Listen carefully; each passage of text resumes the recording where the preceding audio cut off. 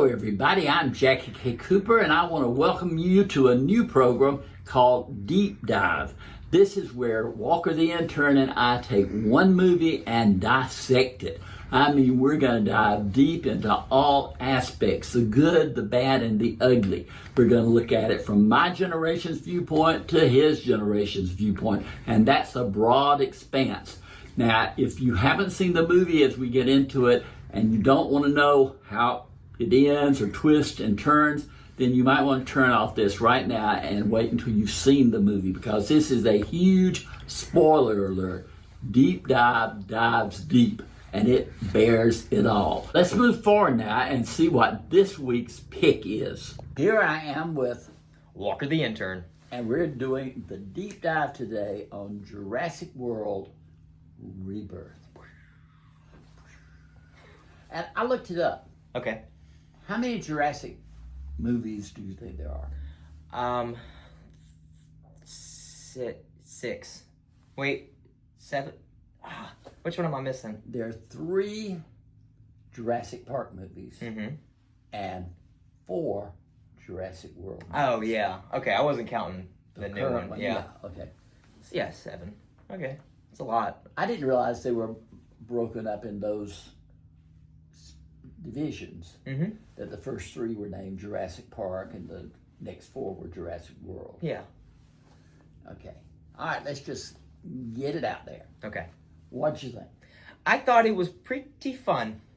I think I went into it with fine expectations. I thought the story was going to be a little, based here. Gareth Edwards, the director of Jurassic World, has a problem with being a really good director, but not caring about the scripts that he's making the movie with. I feel like a lot of his movies have like really sour scripts, but really great direction. Sour script. I just feel like they just don't exactly hit the mark. Like, it kind of looks good on the surface, like his last movie, The Creator, with John David Washington, about the little robot baby. I feel like on the surface that sounds like an interesting idea, but once you finally get into it, you're left with a bitter taste. If that makes sense. So I went into this expecting that, and I got exactly that, and I think that kind of actually helped my enjoyment of the movie, because I wasn't expecting this grandiose story about, dinosaurs. I thought the script was terrible. Yeah, I don't think it's great. Jurassic Park, you cannot get away with showing dinosaurs. Yeah. Because we've seen dinosaurs. And there's got to be some emotional content to the movie. That's a good point, yeah. And I didn't get any emotional content. No. I mean, seriously, the basic plot, you help me out here, is Scarlett Johansson is like a soldier of fortune. She takes on jobs, and adventures, etc. And for money. And the motivation for her in this film is money from the start. Yeah. Okay. And she gets hired by these people, this company that is headed up by Rupert Friend. I think, yeah. Do you know, I went the whole movie until last night preparing for this, thinking that role was played by Orlando Bloom. Oh my gosh. I thought it was Orlando Bloom. He does kind of look like Orlando Bloom, yeah. I'm serious. My wife and I said, there's Orlando Bloom. Yeah. And came out, talked about how Orlando Bloom did in the movie. Then I'm sitting there preparing this, and I thought, where's Orlando Bloom in the list of credits? Did you put that on your review? I haven't done the review yet. We're doing it this morning. Oh, okay. Yeah. Oh, good to know. Yeah. So I will not be saying Orlando Bloom starred in Jurassic World Rebirth. But anyway, she goes to work for this company, and she has her crew. Mahershala Ali is like, he and his crew do the boat, taking them to this island where, and this is where I got really confused. And by the way, this is going to be talking things in the plot of the movie. So if you haven't seen it and you plan to go see it, you don't want any spoilers, you might want to save this for a later day. Yeah. All right, what point was something? You were making it to the island. Okay. they're headed to the island Yeah. because supposedly the dinosaurs have reached a point where they can only live on the equator. Yeah. They have to go to where the dinosaurs go. They can't, like, the dinosaurs aren't, like, coming to them and wreaking havoc. Okay. So the dinosaurs can't exist except in tropical climates. For the most part, yeah.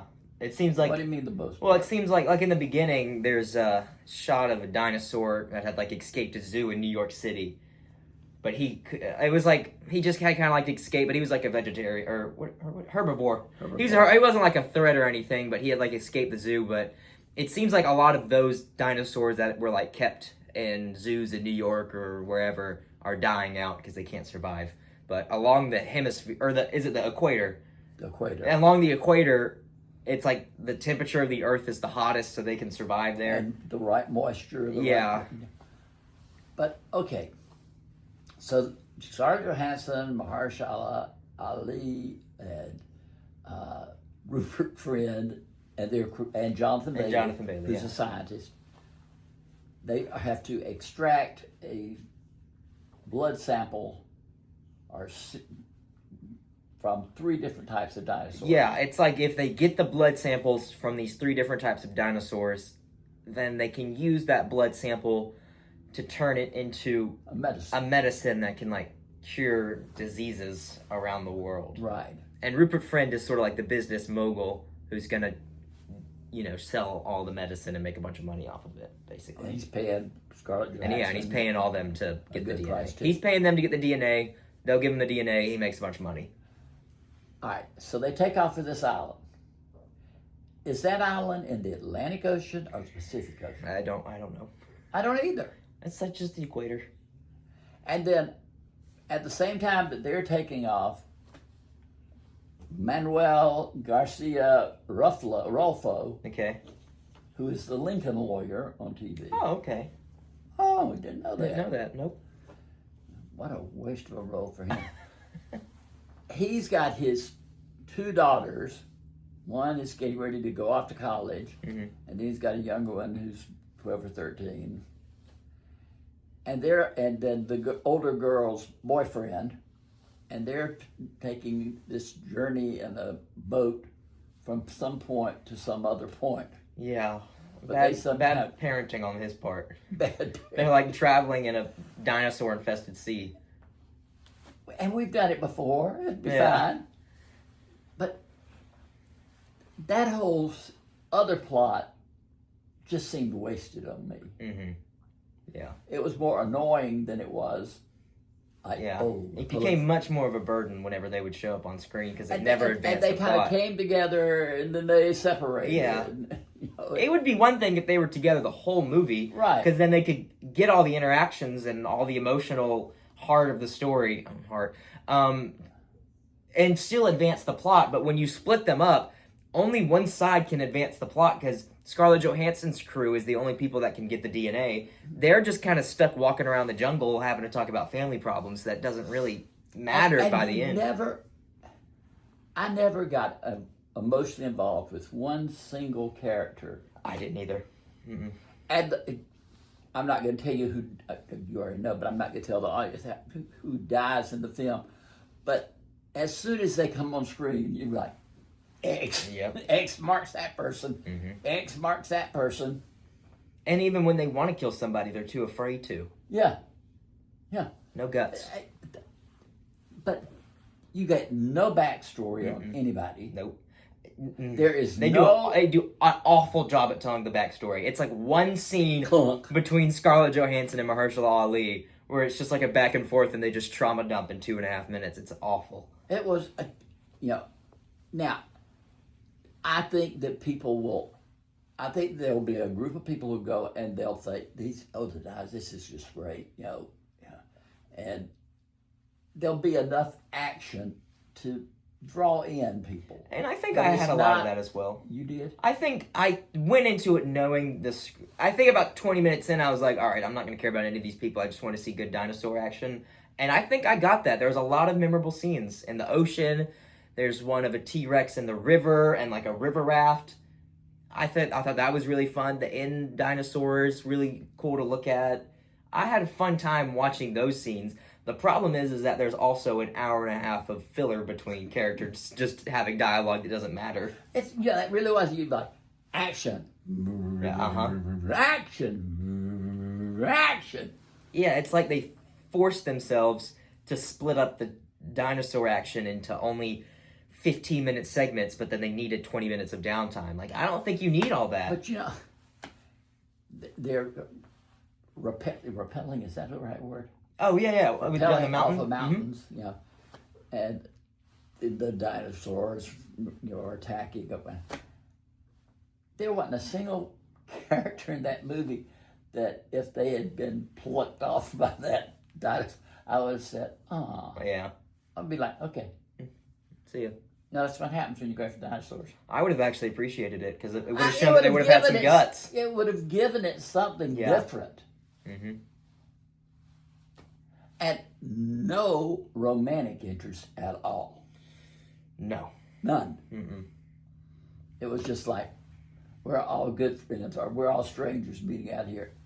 And there's this, and this has been done in other movies, but the little girl who was on the boat with her daddy's sister and sister's boyfriend. Oh, yeah. She picks up one of the baby dinosaurs and takes it with her. Yeah. That got on my nerves. Yeah. Because I thought, they can't live except in this. That dinosaur's going to die. That dinosaur's going to die. Mm-hmm. Why didn't she turn? That dinosaur has a mama and daddy somewhere too. And it was like, didn't matter. Yep. They came in, took all their blood, and took a child with them. Yes.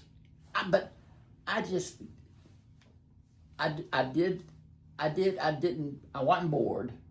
Yeah. Per se. Yeah, I wouldn't say I was either. Maybe got a little bored at points, but yeah, it was enough action to keep it going. And luckily, every single action set piece was entertaining to watch, I feel like. I thought so. Which is it's just exactly what I was saying. Gareth Edwards knows how to direct a movie, he just doesn't care what movie he's directing. But didn't you think, too, how long had it been since they closed down the island? I actually saw this the other day because I had no idea. It was 5 years in between the last Jurassic World and this one. But I'm talking about in the movie, when they got the island, supposedly there had been some kind of work done there because they had big pipes they found. Remember that? Yeah, I think they were... How long had that center been shut down? Ooh. It could be 10 to 15 because that was like a freak accident that happened. But unless it happened in between the 5 years, like they were still experimenting on dinosaurs. I don't know, but they go... Mm-hmm. The Jeep starts right up. I know, they didn't even turn it on. No problem with the battery there. I thought somebody was about to pop up or something, like somebody was helping them, and then it was just like, nope, it just happened. Boy, I tell you, that was the best. I can't leave my car not moving for 2 days and the battery will go dead. And this is 5 years. And then the boat was all fueled, gassed up. It was good to go. How coincidental was that? Yeah. I do feel like, unless they come at it from entirely different aspects, they have milked this just about dry. Yeah, well, this movie wasn't even supposed to be made. It was like a rush production because Universal realized they didn't have any big summer blockbuster for 2025. So they didn't start filming this until like 10 months ago. I can't believe this movie even came out when it did. They rushed production. That's why it's such a base tier script, because they just had to move it along really quickly so they could get it out by July. Okay, the last Jurassic World. Yes. Did that have Laura Dern in it? Yeah, that had all the original cast members. Yeah, Jeff Goldblum. Mm-hmm. Somehow, even though we're talking all this crap about how bad the script was for this one, it's somehow better than all three of those other Jurassic World movies. I hated those. But you didn't hate this? No, I thought it was fun. But definitely not memorable. I thought, again, the actors played their parts. I'm not saying they didn't. No, yeah. The actress, Scarlett Johansson, was believable that she could do all the things that she did or her character did. And, But this is a movie that lives or dies on its action scenes. 100%. And I thought the action scenes were enough to make it interesting. Yeah, I agree. We got to quit agreeing on Walker. Well, this one I feel like has a general consensus about it. That, it's a fun movie to watch, but... I will still say that. I look at the box office, and this opened fairly well. Yeah, it did pretty good. And I'm sure internationally it'll do. Yeah, it did about as well as Superman did. That's what? As Superman, they both did about as well. But then I look at what movie domestically has made the most money of all the new stuff out of the gate. This year? Yes. Is it Minecraft? No. Oh. I don't think so. I don't know. Lilo and Stitch. Ah, Lilo. What is it about that movie? The children need... The children... $500 million domestic. The parents desire to go to the movies to distract their kids. And they find safety and protection in Lilo and Stitch because it's something that they know they'll enjoy. But, it's like Mission Impossible, right at $200 million. I know Sinners is up there. Huh? Sinners is up there. Sinners is not up there. Oh, it's no. It's maybe 12th. Oh, okay. No. And it's on Max now, so. Oh, yeah. Yeah, it's off theaters. How to Train Your Dragon, though, has gotten... How to Train Your... But How to Train Your is like $220 million or something like that. Lilo and Stitch, $470 million. Yeah. Double it. Yeah. But How to Train Your Dragon... 200-something million. Yeah. Lilo and Stitch, $470 million. You got to think, though, one, Lilo and Stitch came out a month before How to Train Your Dragon, so How to Train Your Dragon's got some more juice in it. Plus, How to Train Your Dragon's more so for, 10, 11-year-olds. Lilo and Stitch is for that minus. It expands to, 4 to 5-year-olds, so you get that whole range of people that will go see it. When you chop off that money, then you're left with a little extra, less cash for How to Train Your Dragon. And I haven't heard this discussed any, but Lilo and Stitch, I think, was less than 2 hours. Yeah, I think it was. So you can get more screenings per day. That's true, yeah. Look at you. Yeah. I'm the LeBron James of movies. Oh, that's what you call yourself? I watched that. I went back and watched, was it F1 we were doing, and you were talking about Keith somebody? The race car driver, you only knew one. Oh, yeah, he's like the LeBron, you don't even remember saying that. Yeah, Lewis Hamilton. Because you came out with this proclamation. Yeah. He's the LeBron James of F1. He is. And I was like... Might even be the MJ. Michael Jordan. I knew who MJ was. Sorry. But anyway, I guess Lilo and Stitch is... I don't know what of what, but it just amazes me that movie.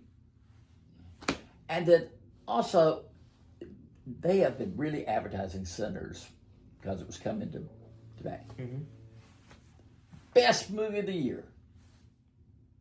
Would it be in your... 100%. Really? Might be my favorite movie of the year. Currently. I don't like to care about any of that stuff until the end of the year. Because a lot of the time when you think about a movie as your favorite movie for too long, then it kind of just sticks there and implants in your mind. That's number one. You never give other movies the chance to be thought about in that conversation, Somebody wrote in, and because we were talking about the upcoming movies for the rest of the year. Okay. And somebody wrote in and said, you didn't mention Wicked 2. Yeah, that's because we don't mention Wicked 2 here. Have you seen the trailer? I have. And? It's mid. Looks mid. Where is the magic? I'm telling you, it's not going to be good. Let me tell you something. They do not need to have Dorothy, the Lion, and the Tin Man, and what experiments grow in that movie. Yeah, they do. She's a part of the second act. Have you seen the Broadway play? When I was young, they are not in the Broadway play. Yeah, they are. Because it's all the stuff is happening while she's going on her journey. It's I like do not remember that. but- I never but laid eyes on Dorothy. she's not shown. It's like Okay, they she's- hear about they play. There's a character that plays her. There's an actress that plays her, but you never see her face. And she's always like in the dark. Like she'll be doing something over here, so you know what part of Wizard of Oz you're at, and then the part of Wicked is happening in the background. I have seen play Wicked 3 times, and that never even made an impact on me. That's what I heard, and I saw it when I was like 12, 13. Okay, I remember her being in it.